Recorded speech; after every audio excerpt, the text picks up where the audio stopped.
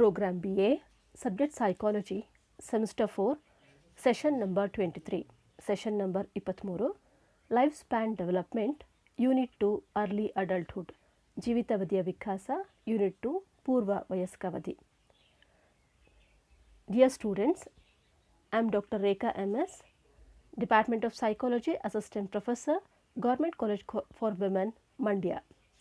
ಪ್ರೀತಿಯ ವಿದ್ಯಾರ್ಥಿಗಳೇ, ನಾನು ಡಾಕ್ಟರ್ ರೇಖಾ MS, ಸಹಾಯಕ ಪ್ರಾಧ್ಯಾಪಕಿ, ಮನಃಶಾಸ್ತ್ರ ವಿಭಾಗ, ಮಹಿಳಾ ಸರ್ಕಾರಿ college, Mandya. Today we will be knowing much more about non-marital lifestyles, in that single life and cohabitation. Single life and cohabitation. ಪ್ರೀತಿಯ ವಿದ್ಯಾರ್ಥಿಗಳೇ, ಈ ದಿನ ನಾವು ವೈವಾಹಿಕವಲ್ಲದ ಜೀವನ ಶೈಲಿ, ಅದರಲ್ಲೂ ಕೂಡ ಏಕ ಜೀವನ ಅಥವಾ ಒಂಟಿ ಜೀವನ ಮತ್ತು ಸಹಬಾಳ್ವೆ, ಕೊಹ್ಯಾಬಿಟೇಷನ್ ಅಂತ ನಾವು ಕರಿತೀವಿ, ಇದರ ಬಗ್ಗೆ ಹೆಚ್ಚು ಮಾಹಿತಿನ ನಾವು ತಿಳ್ಕೊಳ್ತಾ ಹೋಗೋಣ. ಈ ಪೂರ್ವ ವಯಸ್ಕಾವಧಿಯಲ್ಲಿ ವೈವಾಹಿಕವಲ್ಲದ ಜೀವನ ಶೈಲಿ, ಇದರಲ್ಲಿ ಏಕ ಜೀವನ ಅಥವಾ ಒಂಟಿ ಜೀವನ ಮತ್ತು ಸಹಬಾಳ್ವೆ, ಇದರ ಬಗ್ಗೆ ಹೆಚ್ಚು ಮಾಹಿತಿನ ತಿಳ್ಕೊಳ್ಳೋಣ. Non-marital lifestyles, in that we'll be knowing more about single life and cohabitation. Non-marital lifestyle. In many Western cultures or in many Western countries, today's rule for socially acceptable lifestyle is cohabitation. We can see more number of individuals in the Western countries, especially in Western culture, they will be having a lifestyle of this cohabitation or living single or a non-marital lifestyle. People marry later and more break up their marriages. There will be more and more diverse cases and become single parents also. And many of them, they try to remain childless, and we can say some of them remarry. So here we can see that people by choice, they change their lifestyle during adulthood, and in Western countries usually the non-marital lifestyle is somewhat acceptable and flexible lifestyle. And we can also see many of the individual in the late adulthood, they will marry later, or many of them will be having children outside the marriage also. And many of them, because of death or because of divorce, the couples will become a single parent. The one who has become single parent, we can see some of them will remarry. ನಾವು ನೋಡ್ಬೋದು, ಅಂದಾಜು ಈ ವೈವಾಹಿಕವಲ್ಲದ ಜೀವನ ಶೈಲಿ ಅಥವಾ ವಿವಾಹನೆ ಆಗದಿರುವಂತಹ ದಂಪತಿಗಳು ಅಥವಾ ವಿವಾಹನೆ ಆಗದಿರುವಂತಹವರು ಅಥವಾ ವಿವಾಹ ಆಗಿನೂ ಕೂಡ ಸಪ್ರೇಟಾಗಿ ಉಳಿದಿರೋರನ್ನ ನಾವು ಹೆಚ್ಚಾಗಿ ಈ ಒಂದು ಪಾಶ್ಚಿಮಾತ್ಯ ದೇಶಗಳಲ್ಲಿ ನಾವು ಹೆಚ್ಚು ನೋಡ್ಬೋದು. ಮತ್ತು ಈ ವೆಸ್ಟರ್ನ್ ಕಂಟ್ರೀಸ್ನಲ್ಲಿ, ಪಾಶ್ಚಿಮಾತ್ಯ ದೇಶಗಳಲ್ಲಿ ಈ ರೀತಿಯಾದ ಜೀವನ ಶೈಲಿ ಒಂದು ರೀತಿಯಾದ ಸ್ವೀಕೃತವಾದ ಜೀವನ ಶೈಲಿ ಅಂತಲೂ ಕೂಡ ಹೇಳ್ಬೋದು. ಮತ್ತು ಎಲ್ಲರೂ ಕೂಡ ಸುಮಾರು ಜನ ಈ ರೀತಿಯಾದ ಜೀವನ ಶೈಲಿಗೆ ತುಂಬ ಚೆನ್ನಾಗಿ ಹೊಂದ್ಕೊಳ್ತಾ ಹೋಗಿರ್ತಾರೆ. ಈ ಜೀವನ ಶೈಲಿನ ಕೂಡ ಹೆಚ್ಚಾಗಿ ಇಷ್ಟಪಡೋರು ಕೂಡ ಈ ಪಾಶ್ಚಿಮಾತ್ಯ ದೇಶಗಳಲ್ಲಿ ಹೆಚ್ಚು ಅಂತಲೂ ಕೂಡ ನಾವು ಹೇಳ್ಬೋದು. ಮತ್ತು ವಯಸ್ಕಾವಧಿಗೆ ತಕ್ಕ ಹಾಗೆ ಜನರು ಆಯ್ಕೆಗಳನ್ನು ಬದಲಾಯಿಸುತ್ತಾರೆ ಮತ್ತು ಬದಲಾಗುತ್ತಾ ಹೋಗುವುದನ್ನು ನಾವು ನೋಡ್ತಾ ಹೋಗ್ಬೋದು. ಹಿಂದೆ ಯಾವುದೋ ಒಂದು ಜೀವನ ಶೈಲಿನ ಇಟ್ಕೊಂಡಿದ್ರು, ಯಾವುದೋ ಒಂದು ಆಯ್ಕೆಗಳನ್ನ ಇಟ್ಕೊಂಡಿದ್ರು. ನಾನು ಈ ಒಂದು ಹದಿಹರೆಯ ಆಗಿರ್ಬೋದು ಅಥವಾ ವಯಸ್ಕಾವಧಿಗೆ ನಾನು ತಲುಪಿದಾಗ ನನ್ನ ಜೀವನ ಶೈಲಿ ಈ ರೀತಿಯಾಗಿರಬೇಕು ಅಂತ ಹಲವಾರು ಕನಸುಗಳನ್ನ ಕಂಡಿರ್ಬೋದು. ಆದರೂ ಕೂಡ ಈ ವಯಸ್ಕಾವಧಿಗೆ ತಕ್ಕ ಹಾಗೆ ಜನರು ತಮ್ಮ ಜೀವನ ಶೈಲಿನ ಬದಲಾಯಿಸೋದನ್ನು ಕೂಡ ನಾವು ಮಾಡ್ತಾ ಹೋಗ್ಬೋದು. ಇದರಲ್ಲಿ ಹಲವಾರು ಜನ ತುಂಬ ನಿಧಾನಕ್ಕೆ ಮದುವೆ ಆಗ್ಬೋದು. ಲೆಟ್ಸ್ ಸೇ ಫಾರ್ ಎಕ್ಸಾಂಪಲ್, ಈಗ 40-45 ಈ ರೀತಿ ತುಂಬ ಲೇಟಾಗಿ ಕೂಡ ವಿವಾಹ ಆಗ್ಬೋದು. ಕೆಲವರು ಈ ಮದುವೆ ಹೊರಗೆ ಮಕ್ಕಳನ್ನು ಕೂಡ ಹೊಂದಿರ್ತಾರೆ, ಅಂದರೆ ದಂಪತಿಗಳಾಗಿರ್ತಾರೆ ಮತ್ತು ಮಕ್ಕಳನ್ನು ಕೂಡ ಕೆಲವರು ಹೊಂದಿರ್ತಾರೆ. ಮತ್ತು ಸುಮಾರು ಜನ, ಈ ನಾನು ಮುಂಚೆನೇ ಹೇಳ್ತಾ ಇದ್ದೀನಿ, ವೈವಾಹಿಕವಲ್ಲದ ಜೀವನ ಶೈಲಿ ಅಂತ ಹೇಳಿದಾಗ ಒಂದು they will become single because of the death of another spouse or because of the divorce of the partner ಅಂತ ನಾನು ಹೇಳಿದ್ದೀನಿ. ಅಂದರೆ ಒಬ್ಬ ದಂಪತಿ ಅಥವಾ ಒಬ್ಬ ಪಾರ್ಟ್ನರಿನ ಸಾವಿನಿಂದಾಗಿ ಅವರು ಒಂಟಿ ಜೀವನ ನಡೆಸ್ತಾ ಇದ್ದಾರೆ ಅಥವಾ ಏಕ ಜೀವನ ನಡೆಸ್ತಾ ಇದ್ದಾರೆ, ಅಥವಾ ವಿಚ್ಛೇದನದಿಂದಾಗಿ ಅವರು ಒಂಟಿ ಜೀವನ ನಡೆಸ್ತಾ ಇರ್ಬೋದು. ಈ ರೀತಿ ಇದ್ದಲ್ಲಿ ಸುಮಾರು ಜನ ಅಥವಾ ಹಲವು ಜನ ಮುಂದೆ ಪುನರ್ವಿವಾಹ ಆಗೋದನ್ನು ಕೂಡ ನಾವು ಸಹಜವಾಗಿ ನೋಡೋದು ಇಲ್ಲಿ ಪಾಶ್ಚಿಮಾತ್ಯ ದೇಶಗಳಲ್ಲಿ ಒಂದು ರೀತಿಯಾದ ನಾರ್ಮಲ್ ಲೈಫ್ ಸ್ಟೈಲ್ ಅಂತ ಹೇಳ್ಬೋದು. ಈ ಪುನರ್ವಿವಾಹ ಆಗಿರ್ಬೋದು ಅಥವಾ ಕೋಹ್ಯಾಬಿಟೇಷನ್ ಆಗಿರ್ಬೋದು, ಇದೆಲ್ಲ ಒಂದು ರೀತಿಯಾದ ಒಂದು ಸಹಜವಾದ ಜೀವನ ಶೈಲಿ ಅಂತ ನಾವು ಪಾಶ್ಚಿಮಾತ್ಯ ದೇಶಗಳಲ್ಲಿ ನೋಡೋದು ಸಹಜ ಅಂತಲೂ ಕೂಡ ಹೇಳ್ಬೋದು. Some people remain single, others live with the partner of either sex. Some married couples with separate careers have commuter marriages, sometimes called living apart together. In this section, we look more closely at non-marital lifestyles. In the sense, we can see here, some of them remain single and others live with the partner of either sex. Remaining single might be because of their choice, or there might be some personal reasons for them. And we can also see some of the couples have got married, but they are living separate because of some particular reasons. That is, we called as living apart together. In this section, we can closely see most of the non-marital lifestyle. That is, we can look into the detail about the non-marital lifestyle. ನಾವು ನೋಡ್ಬೋದು ಕೆಲವರು ಒಂಟಿಯಾಗಿ ಉಳಿತಾ ಹೋಗ್ತಾರೆ. ಯಾಕೆ ಅಂತ ಹೇಳಿದ್ರೆ ಅದಕ್ಕೆ ಹಲವಾರು ಕಾರಣಗಳಿರ್ಬೋದು, ಅಥವಾ ಒಂಟಿಯಾಗಿರೋದು ಅವರ ಒಂದು ಚಾಯ್ಸ್ ಕೂಡ ಆಗಿರ್ಬೋದು. ಅದೇ ರೀತಿ ಕೆಲವರು ಒಟ್ಟಿಗೆ ವಾಸಿಸ್ತಾರೆ, ಅದನ್ನು ನಾವು ಲಿವಿಂಗ್ ಅಪಾರ್ಟ್ ಟುಗೆದರ್ ಅಂತ ನಾವು ಕೂಡ ಕರಿತೀವಿ. ಕೆಲವರು ಮದುವೆ ಆಗಿನೂ ಕೂಡ ಬೇರೆ ಬೇರೆ ಇರುವಂತಹ ಸಾಧ್ಯತೆಗಳು ಕೂಡ ಇರುತ್ತೆ. ಇದಕ್ಕೆ ಹಲವಾರು ಕಾರಣಗಳು ಕೂಡ ಇರುತ್ತೆ. ಈ ರೀತಿಯಾದ ಒಂದು ಸಾಧ್ಯತೆಗಳು ಇರುತ್ತೆ ಅಂತ ಕೂಡ ಹೇಳ್ತೀವಿ. ಮುಂದಿನ ಸ್ಲೈಡ್ಗೆ ಹೋಗೋಣ. Non-marital lifestyle, single life. The proportion of young adults ages 25 to 34 in the US who have not yet married approximately tripled between 1970 and 2005. We can see that most of them, especially in young adult ages, that too in the age of 25 to 34, most of them, as I said earlier, in the Western countries, especially in the US, they have not yet been married, and this type of lifestyle has been increased, tripled between 1970 to 2005. ಈ single life ಅಥವಾ ಒಂಟಿ ಜೀವನ, ಏಕ ಜೀವನ ಅನ್ನೋದು ಪಾಶ್ಚಿಮಾತ್ಯ ದೇಶಗಳಲ್ಲಿ ನಾನು ನಿಮಗೆ ಮುಂಚೆನೇ ಹೇಳಿರೋ ಹಾಗೆ ಹೆಚ್ಚಾಗಿ ನಾವು ಕಾಣ್ಬೋದು. ಎಸ್ಪೆಷಲಿ 25ರಿಂದ 34 ವರ್ಷದ ಈ ಪೂರ್ವ ವಯಸ್ಕಾವಧಿಗೆ ಸಂಬಂಧಪಟ್ಟ ಅಡಲ್ಟ್ಸ್ ಆಗಿರ್ಬೋದು, ವಯಸ್ಕರಾಗಿರ್ಬೋದು, ಹೆಚ್ಚು ಜನ ಮದುವೆ ಆಗಿಲ್ಲ. ಅದು ಕೂಡ ಈ ಒಂದು 1970ರಿಂದ 2005 ಇಸ್ವಿಯಲ್ಲಿ ಈ ರೀತಿಯಾದ ಜೀವನ ಶೈಲಿ, ಒಬ್ಬಂಟಿಯಾಗಿರುವಂತಹ ಜೀವನ ಶೈಲಿ ಇದು 3 ಪಟ್ಟು ಹೆಚ್ಚಾಗಿದೆ ಅಂತಲೂ ಕೂಡ ನಾವು ಹೇಳ್ಬೋದು.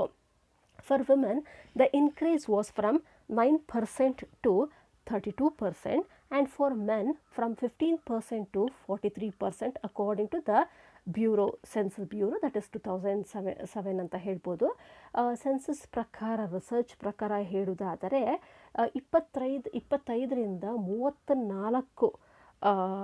34 US in the sense United ಸ್ಟೇಟ್ಸ್ನಲ್ಲಿ ಇನ್ನೂ ಕೂಡ ಅವರು ಮದುವೆ ಆಗಿಲ್ಲ ಈ ಒಂದು ಏಜ್ನಲ್ಲಿ ಇರೋರು.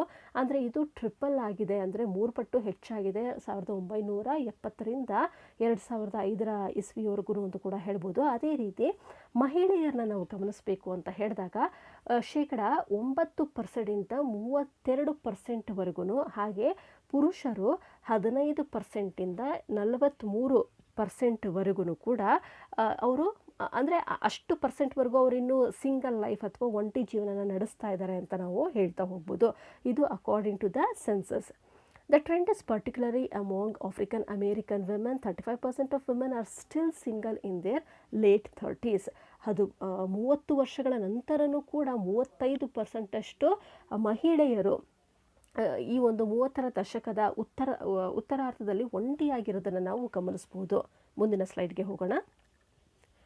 In a study of 300 black, white and Latina single women in the Los Angeles area, members of all three groups had difficulty finding eligible men with similar education and social background.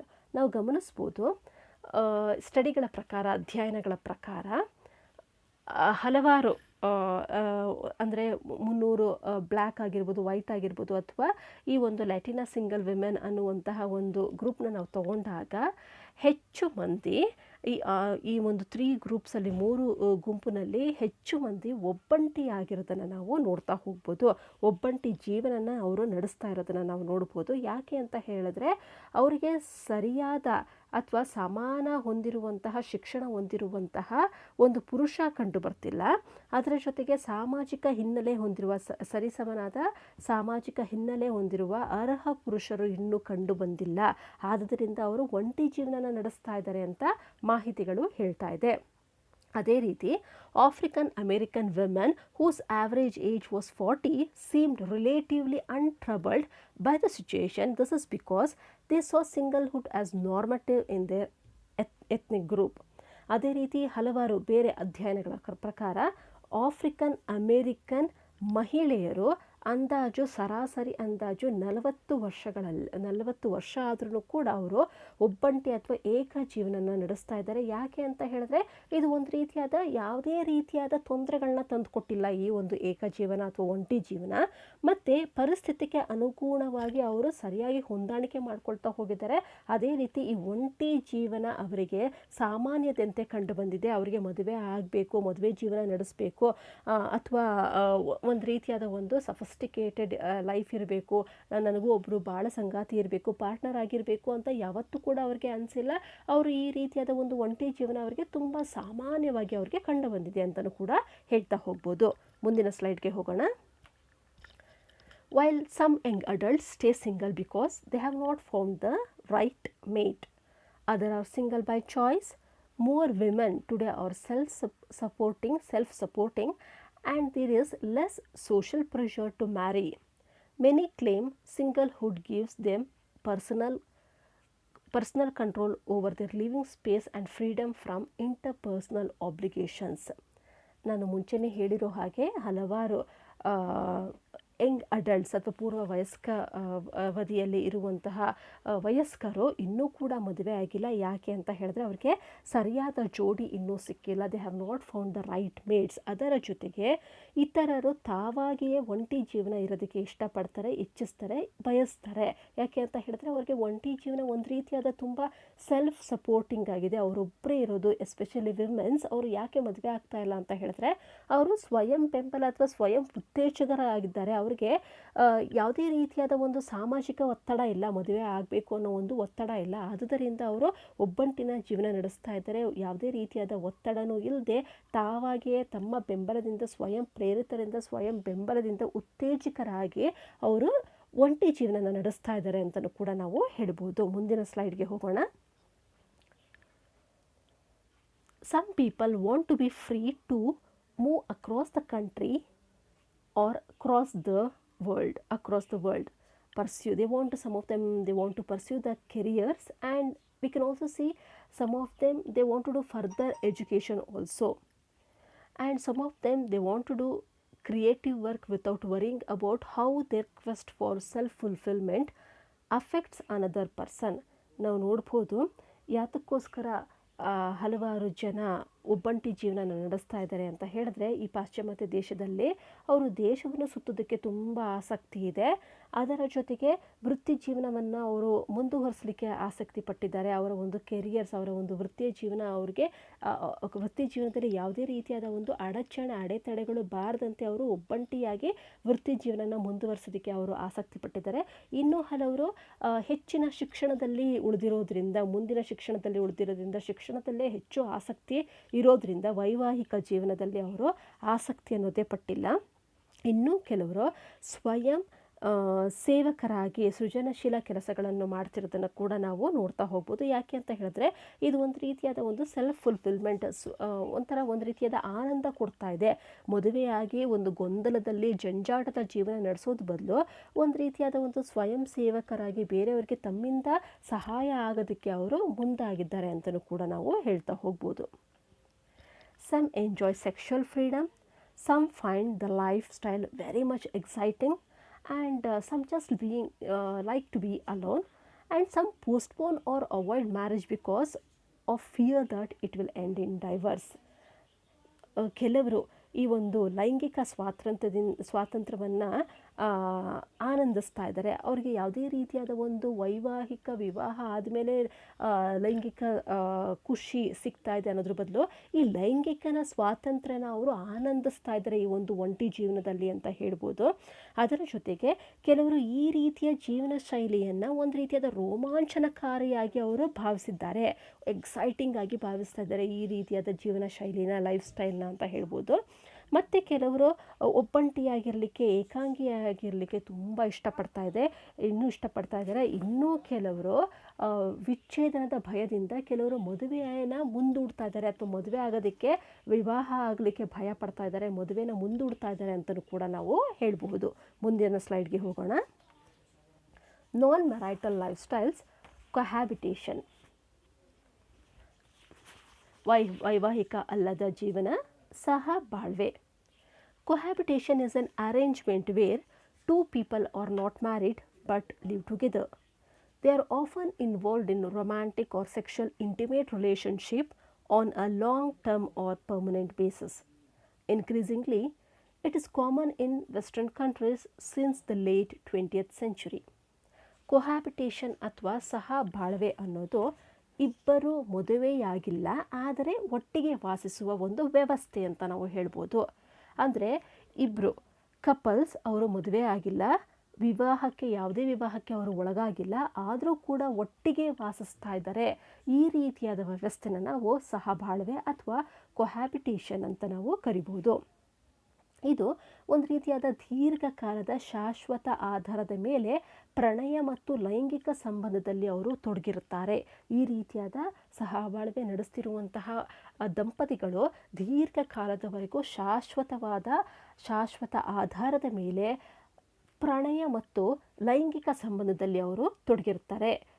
ಈ ಒಂದು ವ್ಯವಸ್ಥೆನ ನಾವು ಕೊಹ್ಯಾಬಿಟೇಷನ್ ಅಂತ ನಾವು ಕರಿತೀವಿ. ಈ ರೀತಿಯಾದ ಒಂದು ವ್ಯವಸ್ಥೆ, ಈ ರೀತಿಯಾದ ಒಂದು ಜೀವನ ಶೈಲಿ 20ನೇ ಶತಮಾನದಿಂದ ಈ ಒಂದು ಪಾಶ್ಚಿಮಾತ್ಯ ದೇಶಗಳಲ್ಲಿ ಸಾಮಾನ್ಯವಾಗಿ ನಾವು ಅಥವಾ ಹೆಚ್ಚಾಗಿ ಕಾಣೋದನ್ನು ನಾವು ನೋಡಬಹುದು. ಮುಂದಿನ ಸ್ಲೈಡ್ಗೆ ಹೋಗೋಣ. More broadly, the term cohabitation can mean any number of people living together. To cohabit in a broad sense means to coexist.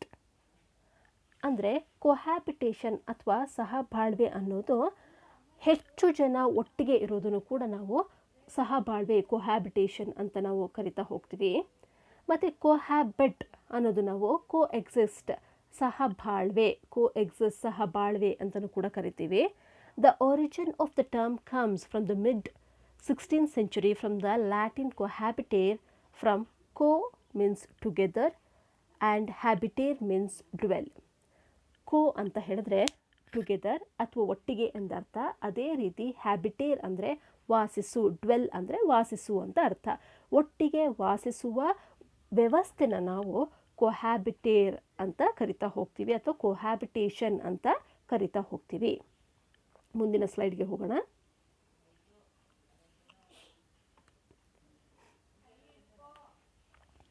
Cohabitation for all racial ethnic groups except for Asian women increased between 1995 and 2010.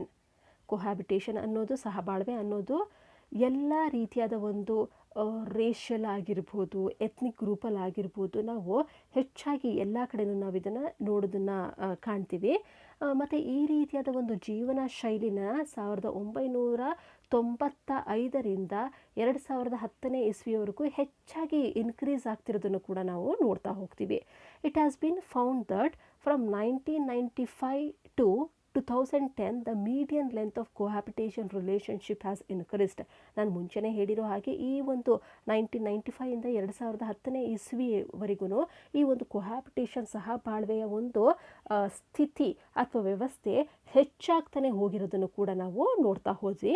ಇದರ ಜೊತೆಗೆ whether the relationship resulted in marriage or not, or it remained intact, or had since dissolved, it doesn't matter, but cohabitation ಅನ್ನೋದು ಇತ್ತು. ಅಂದರೆ ಕೊಹ್ಯಾಬಿಟೇಷನ್ ಸಹಬಾಳ್ವೆ ನಡೆಸ್ತಿದ್ದಂತಹ ದಂಪತಿಗಳು ಅವರು ಆ ಒಂದು ವ್ಯವಸ್ಥೆ ಮದುವೆಗೆ ಕಾರಣವಾಯಿತಾ ಅಥವಾ ಹಾಗೇನೇ ಉಳಿತಾ ಅಥವಾ ಆ ರೀತಿಯಾದ ಒಂದು ಜೀವನ ಶೈಲಿ ಅವರಲ್ಲಿ ಹಾಗೆ ಕರಗೋಯ್ತಾ, ಅವರು ಇಟ್ ಡಸಂಟ್ ಮ್ಯಾಟರ್, ಅವರು ಅದಕ್ಕೆ ಕೇರ್ ಮಾಡ್ತಿರಲಿಲ್ಲ. ಒಂದು ಸುಮಾರು ಜನ ಕೋಹ್ಯಾಬಿಟೇಷನ್ ಸಹಬಾಳ್ವೆನಲ್ಲಿ ಇದ್ದಿದ್ದು ಉಂಟು. ಅಂದರೆ ಕೊನೆಗೆ ಅವರು ಮದುವೆ ಆಗ್ತಾಯಿದ್ರು, ಕೆಲವರು ಹಾಗೇನೇ ಉಳಿತಾ ಇದ್ರು ಸುಮಾರು ವರ್ಷಗಳ ಕಾಲ, ಅಥವಾ ಆ ಕೋಹ್ಯಾಬಿಟೇಷನ್ ಯಾವುದೋ ಒಂದು ಬ್ರೇಕಪ್ಪಿಂದ ಘರ್ಷಣೆಗಳಿಂದ ಅದು ಬ್ರೇಕಪ್ ಕೂಡ ಕರಗಿ ಹೋಗ್ತಾ ಇತ್ತು ಹಾಗೇನೆ ಅಂತಲೂ ಕೂಡ ನಾವು ಹೇಳ್ತಾ ಹೋಗ್ಬೋದು. ಮುಂದಿನ ಸ್ಲೈಡ್ಗೆ ಹೋಗೋಣ. People may live together for a number of reasons.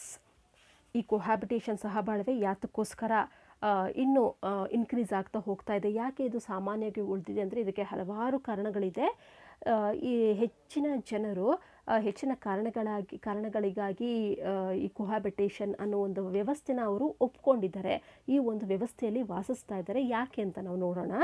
ಕೋಹ್ಯಾಬಿಟೇಷನ್ could live together in order to cohabitants could live together in order to save ಮನಿ.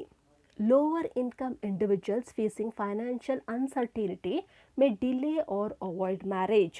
ಈ ಕೋಹ್ಯಾಬಿಟೇಷನ್ ಅಥವಾ ಬಾಳ್ವೆನಲ್ಲಿ ಇರುವಂತಹ ದಂಪತಿಗಳು ಯಾಕೆ ಈ ರೀತಿಯಾದ ವ್ಯವಸ್ಥೆನ ಆಯ್ಕೆ ಮಾಡ್ಕೊಳ್ತಾ ಇದ್ದಾರೆ ಅಂದರೆ, ಒಂದು ಹಣ ಉಳಿಸ್ಲಿಕ್ಕೋಸ್ಕರ ಒಂದೇ ಮನೆಯಲ್ಲಿ ಆಗಿರ್ಬೋದು, ಒಂದೇ ಒಂದು ವ್ಯವಸ್ಥೆನ ಶೇರ್ ಮಾಡಿಕೊಂಡು ಅವರು ವಾಸಿಸ್ಬೋದು.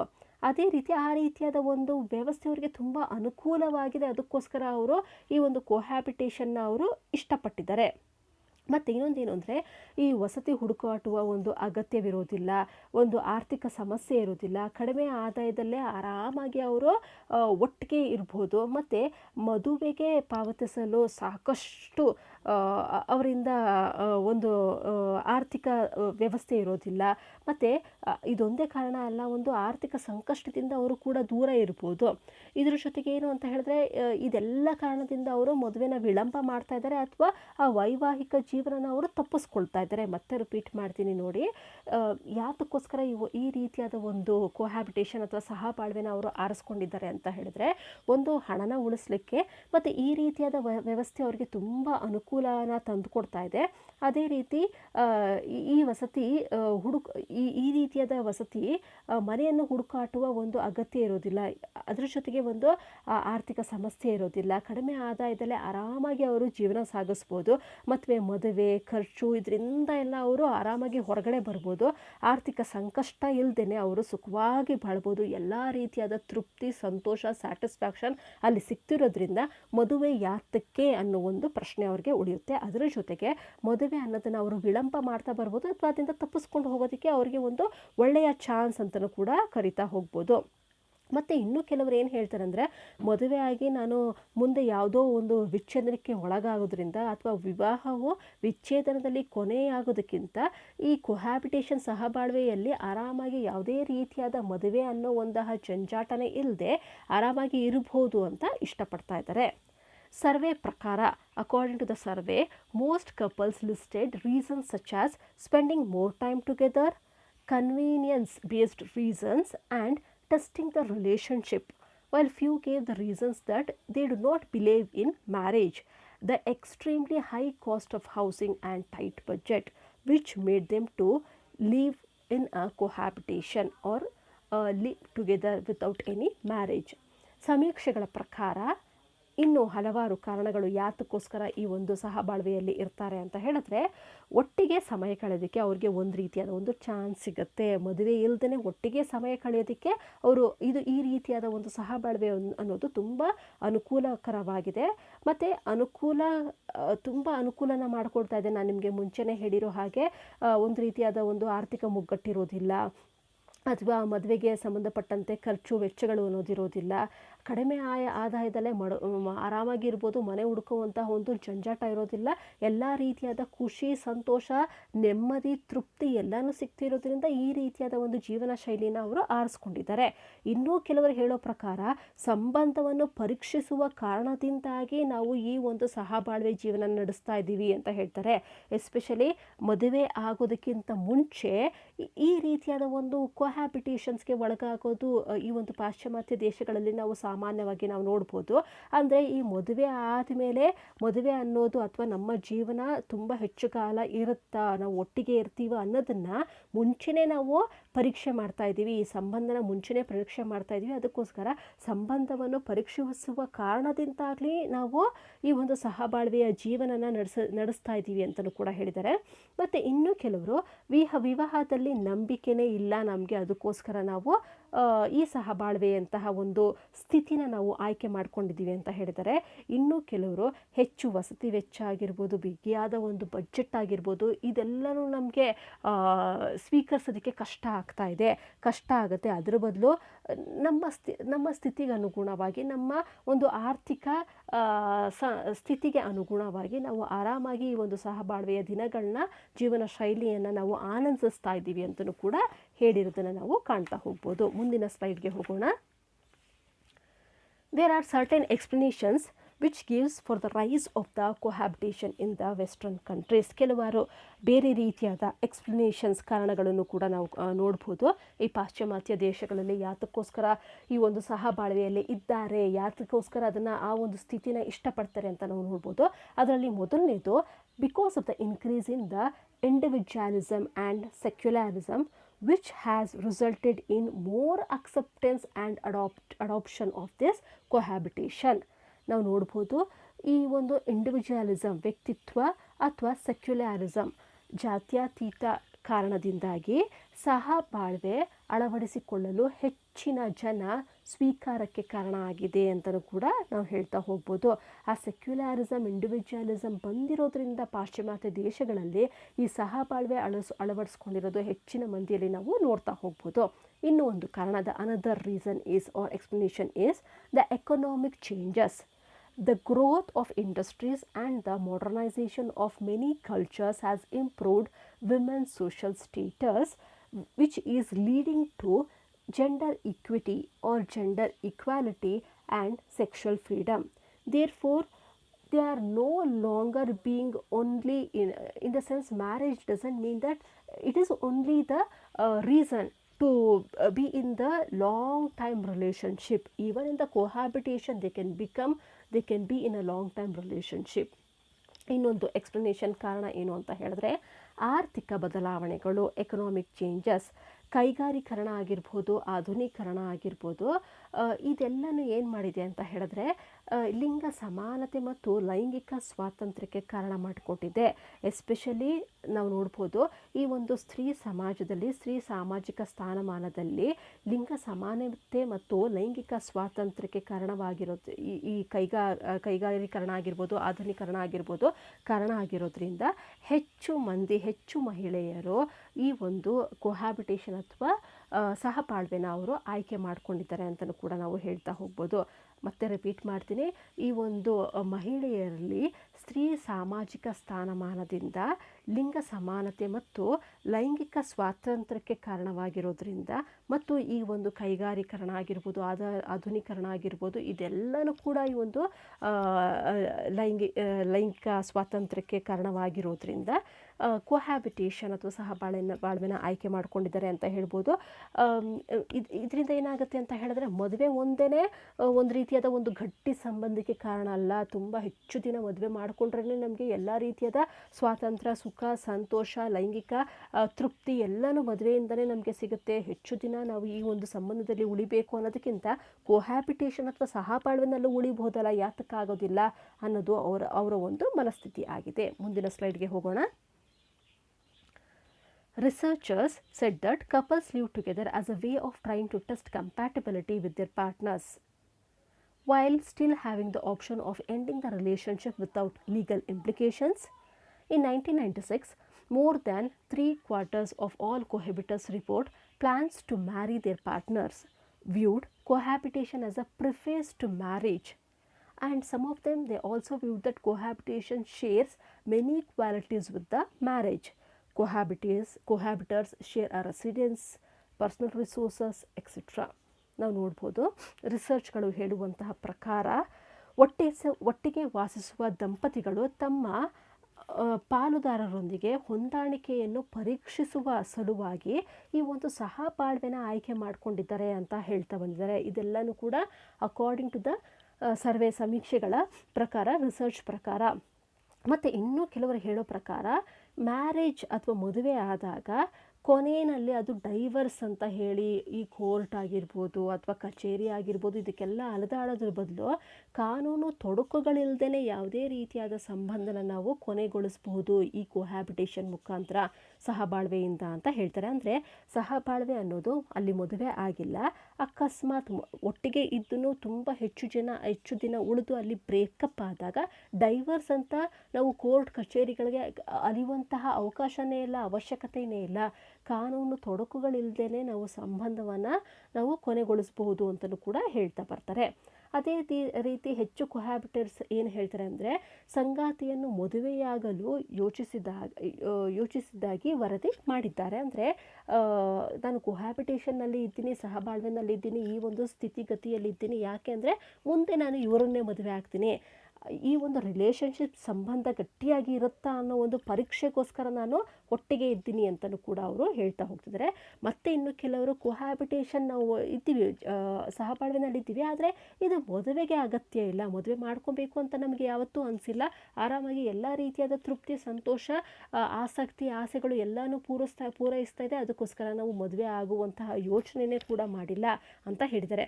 ಇನ್ನೂ ಕೆಲವರು ನಾನು ಮುಂಚೆನೇ ಹೇಳಿರೋ ಹಾಗೆ ಒಂದೇ ಮನೇನ ಶೇರ್ ಮಾಡ್ತಾ ಇದ್ದಾರೆ, ಎಲ್ಲ ರೀತಿಯಾದ ಅವರ ವೈಯಕ್ತಿಕ ಆಸೆ ಆಕಾಂಕ್ಷೆಗಳು ಎಲ್ಲನೂ ಕೂಡ ಶೇರ್ ಮಾಡ್ಕೊಳ್ತಾ ಇದ್ದಾರೆ, ತೃಪ್ತಿಯಾಗಿ ಜೀವನ ನಡೆಸ್ತಾ ಇದ್ದಾರೆ, ಅದಕ್ಕೋಸ್ಕರ ನಾವು ಸಹ ಬಾಳ್ವೆಯ ಸ್ಥಿತಿಯಲ್ಲಿ ಇದ್ದೀವಿ ಅಂತಲೂ ಕೂಡ ರೀಸನ್ಸ್ ಕೊಟ್ಟಿದ್ದಾರೆ.